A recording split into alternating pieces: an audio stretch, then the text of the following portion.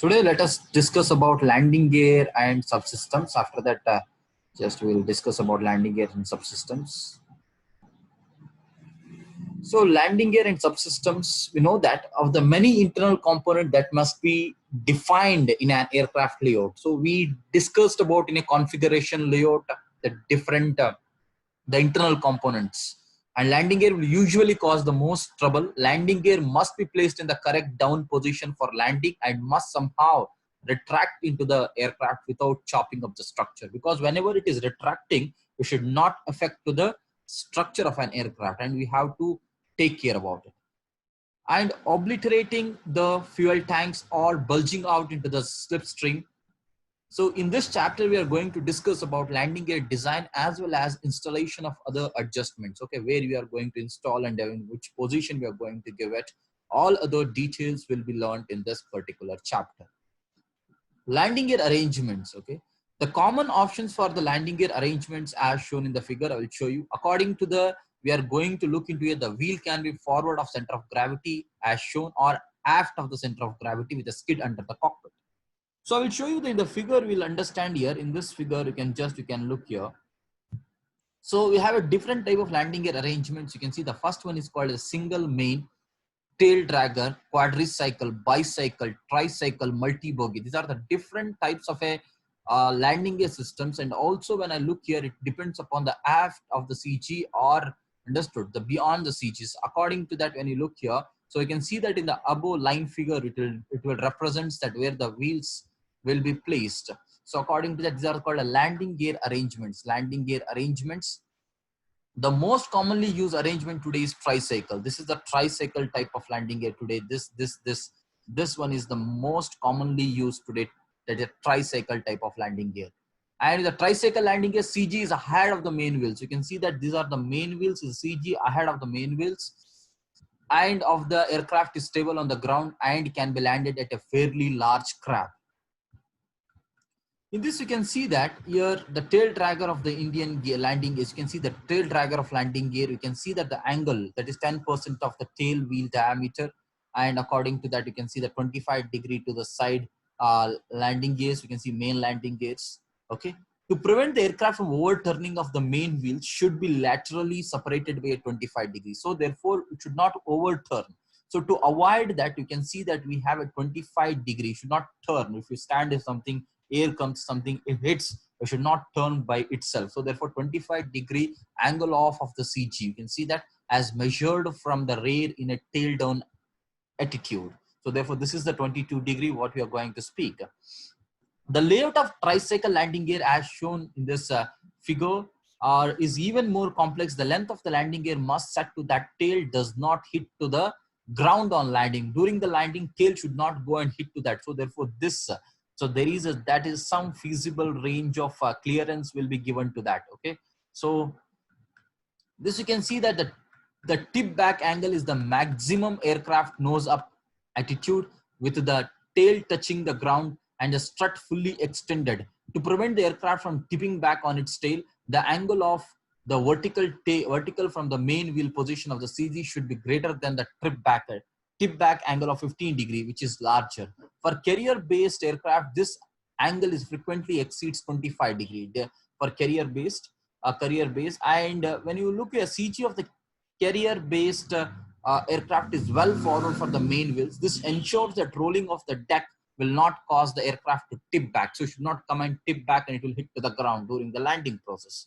So on the other hand, if the nose wheel is carrying less than 5% of the aircraft's weight, if it is, and there will not be enough nose wheel traction to steer the aircraft, the optimum range of the percent of the aircraft's weight much is carried in the nose wheel. It is around 80 to 15%. During the landing, first it will the land, there's a nose and it will come and touch it, and after that it will start moving about it, correct? So for the most aft and the most forward CG positions, the overturn angle is a measure of the aircraft's tendency to overturn when taxied around a sharp corner. So whenever you are on to taxiing, when you are going for a sharp corner, it should not understood, we should not give it one turn. So therefore this is measured as the angle from the CG of the main wheel seen from the rear at a location where the main wheel is aligned. You can see where the main wheel is aligned with the nose wheel. For the most aircraft, this angle should be no greater than 63°, okay, and 54° for career-based aircraft. And tire sizing. Strictly speaking, the wheel is circular metal object upon which a rubber tire is mounted, and the brake inside the wheel shows the aircraft by increasing the rolling friction. However, the term wheel is frequently used to mean the entire wheel brake tire assembly. The tires are sized to carry the weight of the aircraft. Typically, the main tires carry 90% of the total aircraft weight. Nose tires carry only about 10% of the static load but experiences higher dynamic loads during the landing. So therefore, we know that around 10% of the static load experiences higher dynamic loads during the landing process, because whole complete the weight of the aircraft will be on the landing gear.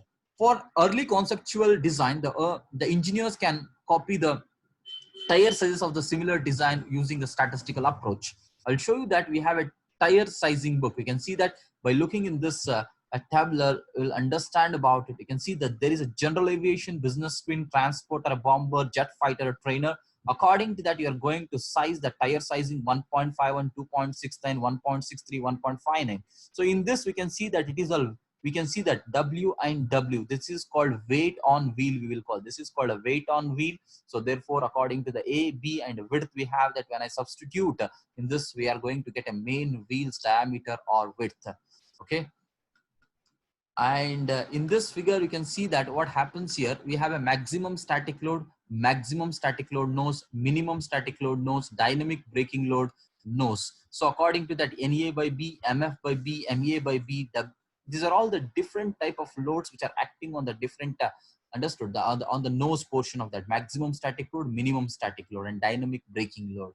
So according to this, in this we have a tire data, we have a size, and you have a speed, maximum load, and we have a PSI. We can see maximum width and maximum diameter, rolling radius, wheel diameter, number of plies, and type 6, type 7, and 3 partning. So in this, we can see the wheel load geometry, how it goes. In this, we can see that this is the, we can see the nose and it's a main landing gear. We can see the aft CG and forward of the CG. So it's a wheel load geometry. It's called wheel load geometry. If an airplane is used to operate it under FAR 25 provisions, so 7% margin should be added to all calculated wheel load. So therefore, if it is under the federal aviation requirements of the 25, around federal aviation requirements 25 provisions, 7% margin should be added to all calculated wheel loads. Also, it is common to add an additional 25% to the loads to allow for later growth of the aircraft design. Okay, so therefore, this is in this entire book, the tire width, diameter, rolling radius when under the load, typically 2/3 of a tire radius. For complete listing of the available tires, the tire book can be obtained from the tire manufacturers. According to the tire manufacturers, so depend upon the category of the aircraft we are going to do it. And also you can see type 7 tires used more for jet aircraft. So you can always remember these. These are all the type 7 type of, it will be mainly used for jet aircraft, operate under the higher internal pressures, which reduces their size. Also, the type 7 tires are designed for highly landing speeds. If they're coming, because they're the jet aircraft, mainly supersonic aircraft, when they are coming and landing up, so higher landing speeds, they are identified by their approximate external size. And you can see the external dimensions. For example, it is 18 into 5.7 tire as an outside diameter, 17.25 to 17.8 inches, and a width 5.25 to 5.6 inches. These actual numbers are obtained from a tire book. For a while, the newest and the highest pressure tires were called as a type 8, but are now simply referred to as new design and 3-part name tires. Designed for a specific requirements, they are identified by outside diameter, width, and rim diameter. For example, 36 into 10 into 18. You can see that the tire has diameter ranging from 35.75 to 36.6 inches, width from 9.75 to 10.3 inches, and rim diameter is around 18 inches. So it's a weight on wheel, and you can see that weight on wheel. And we have a tire contact area. You can see this is the tire contact area. What I'm going to speak, a tire contact area, and the tire, and this is the wheel. Understood. So therefore, we have a different type of recommend tire pressures for a different type of aircraft. You can see that aircraft carry around 200 plus maximum pressure. Depend upon the weight of an aircraft, this the pressure inside the tire will be looked into it. And a major military airfield, major civil airfield, tarmac runway, which type of runway it is, good foundation, tarmac runway, poor foundation, or it may be temporary metal runway, dry grass on hard soil, wet grass on soft soil, hard packed sand, soft sand, the type of surface it is according to that maximum pressure, pound square inch. Like mainly how you look into your bikes or anything, 35 psi and 22 psi from the front and the back. So on the same way here also we are going to look according to the which surface the aircraft is going to land. According to that, the maximum pressure of that tire will be filled, will be looked into it. And in this, we can see that we have a kinetic energy braking and half of W landing by G V square stall and shock observers. Because whenever you're going to, we have a shock observers. We have a rigid axle and a hinge, solid spring, leveraged bungee, rubber bungee, oleo shock strut, and triangulated hinge and a hinge, and you have a triangle link or levered. So they are the different type of shock observer types. They are the different types of shock observer types. And the solid springer grade is used in a many general aviation aircraft. And just I will show you the landing gear. I can look into it, the simple, the oleo shock observer, most simple type. So what happens here, we have a compressor air or nitrogen in the front portion. You can see this is the oil and this is the orifice, and a fully compressed wheel position and static wheel position and static deflection, typically around 2/3, and fully extended wheel position on axle. This is called a oleo shock observer, the most simple type. Okay. And we have a stroke determination, and we have the required deflection of the shock observing system. The stroke depends upon the vertical velocity at touchdown, shock observing material, and the amount of wing left still available after touchdown. As a rough rule of thumb, the stroke in inches approximately equals the vertical velocity touchdown, that is feet per second.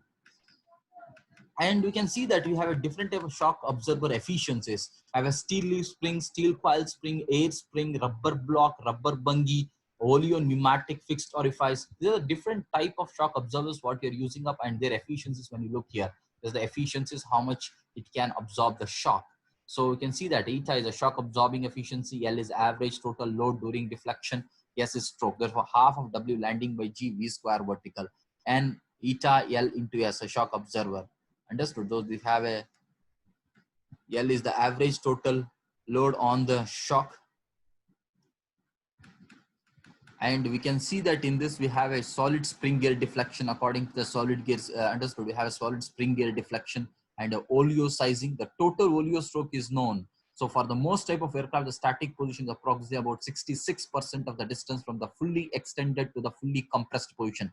The compressed and fully extended portion. For large transport aircraft, for general aviation aircraft, the static position is typically about 60% of the stroke above the extended position. Okay. So in this, we can see that different type of the deflections in the Y perpendicular. This is the deflections what you are going to speak about it.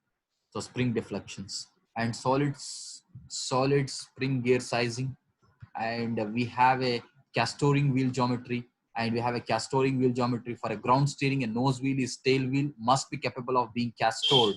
The castoring can introduce the static and dynamic stability problems causing wheel shimmy. This is the, like you can see that you can see side to side motion is called a wheel shimmy, a rapid side to side motion of the wheel that can tear the landing gear of the airplane. The prevention of shimmy is accomplished by selection of the rake angle and trail as shown in the figure. In some cases, the frictional shimmy damper is also used to prevent the shimmy. You can see this is called a shimmy. Understood? This is called the side to side motion. This can be separate a hydraulic plunger. Okay. And we have a landing gear subsystems. We have a different type of landings. You can see that home for the landing gear, it may be in the wing we can give, or it may be wing pod, and in the fuselage and fuselage podded, and wing fuselage junction in the nacelle. So these are the different types of the where we are going to give a home for the landing gear. Okay. And these are the different type of things, and also pivot point determination in seaplanes, and depends upon that. And we have a different type of subsystems we have seen. They're called hydraulic systems. We have a subsystems. You can see that aircraft subsystems includes hydraulic, electrical, pneumatic, auxiliary, and emergency power systems. These are all the different type of subsystems in an aircraft. And also the avionics can be considered as a subsystem, although the avionic engineers, they are from merely the mobility system for the avionics package. So therefore here, these are the subsystems what you are going to consider, that is hydraulic, electrical, pneumatic, auxiliary, emergency power unit. Okay. In general, subsystems do not have a major impact on the initial design layout. However, the later in the design cycle, the configuration designer will have to accommodate the needs of the various subsystems. Okay. And we have the different type of electrical systems. We have seen that you can see that an aircraft electric system provides electrical power to the avionics, hydraulics, environmental control, lighting, other subsystems. And we have a transformer rectifiers and electrical controllers and circuit breakers and capables. Aircraft generators usually produce the alternating current and are located on the near the engines.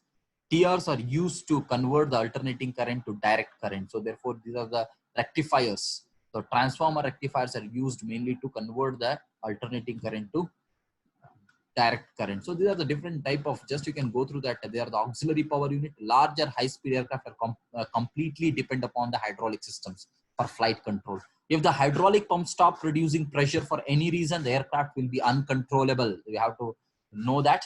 So if in the mainly the complete depend upon the high-speed aircrafts are mainly dependent upon hydraulic systems. If the pumps are driven off the engines, an engine flame out will cause an immediate loss of control. So therefore, for this reason, some form of emergency hydraulic power is required.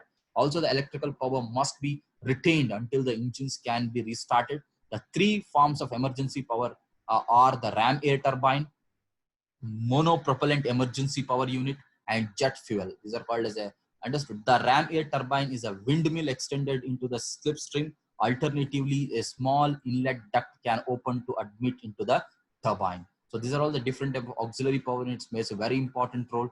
And so this is a simple hydraulic systems. I told you there will be a pump and there will be accumulator and it's a wall. You can see this is the control stick where you are, whenever the pilot applies the control stick, it may be the it may be for elevator or it may be aileron. According to that, you can see that deflection in the control surfaces occurs. This is how it goes, valve on and valve off according to the simplified hydraulic system here.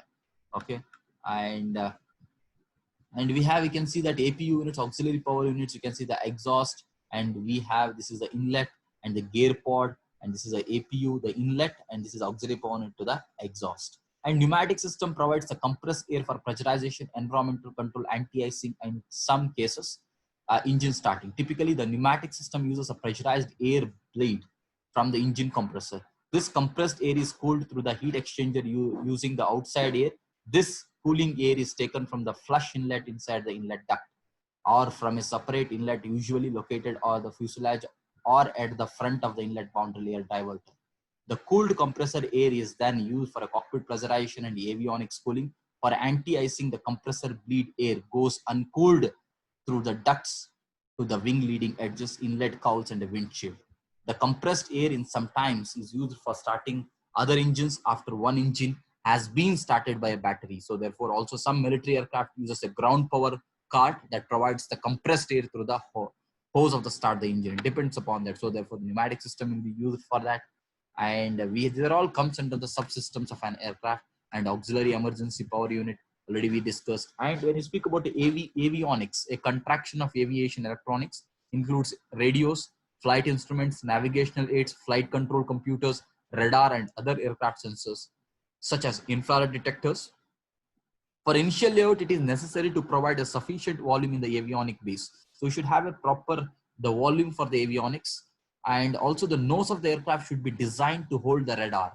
And also in this average density about 30 to 45 lb per feet cube, the required avionics weight can be estimated from the aircraft MT, and which is known at this point and provides the ratios between the avionics weight and the aircraft MT weight. Estimation of radar size is very complex and depends upon the desired detection range, radar cross-section of the threat aircraft, and the radar frequency. For initial design, the radar from a similar design should be used until the avionics group provides a definition of the required radar. In the absence of better information, it can be assumed that a bomber will use a 40-inch radar, a large fighter will use a 35-inch radar, and small fighter will use a 20-inch radar. So it depends upon the different type of aircraft have a different radar system. And the transport aircraft radars are only weather avoidance. And mainly the transport aircraft, you have weather avoidance system, and there are small relative to the size of the aircraft nose and can be initially ignored. These are the different type of subsystems. What are the subsystems? Already we discussed: pneumatic, hydraulic, avionics, and just auxiliary power units, electrical systems. These are all comes under that. And also we have in the seaplanes also, we have are were important during the early days. So whenever the aircraft land on the, understood, on the any on the water or something, so what at that time what happens, we call a alpha dead rise, we will call V minus 20 degree. It depends upon that is a seaplane geometry. Okay, so these are all the different type of the subsystems what you are going to look into. Okay, so